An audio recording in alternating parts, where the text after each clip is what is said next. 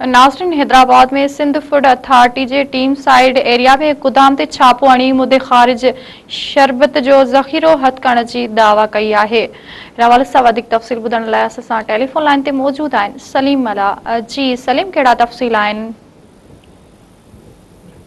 जी बिल्कुल, Sindh food control authority जेको आहे साइट वारे इलाइक़े में छापो हणी मुद्दे ख़ारिज जेके शरबत आहे उन जो वॾो ज़ख़ीरो हथ करण जी दावा कई आहे। कार्रवाई साइट एरिया जे इलाइक़े में हिकु गोदाम में कई वई। इहो deputy director Sindh food authority Fida Hussain जो चवणु आहे। हिन जो चवणु आहे त गोदाम में जेके शरबत रखियल हुयो उहो हुनजी जेका तारीख़ आहे उहा एक्सपायर थियल हुई ऐं हिन जो चवणु आहे त हीउ जेको बरामद थियल शरबत हुयो उहो मौक़े ते ई ज़ाया कयो वियो आहे। गोदाम खे सील करे 3 लख रुपया जुर्मानो विधो वियो आहे। फिदा हुसैन खोसे जो चवणु आहे त बरामद थियल जेको शरबत हुयो हुनजी मालियत लॻभॻि 25 लख हुई जंहिंखे ज़ाया कयो वियो आहे। जी सलीम मला, महिरबानी अवां जी।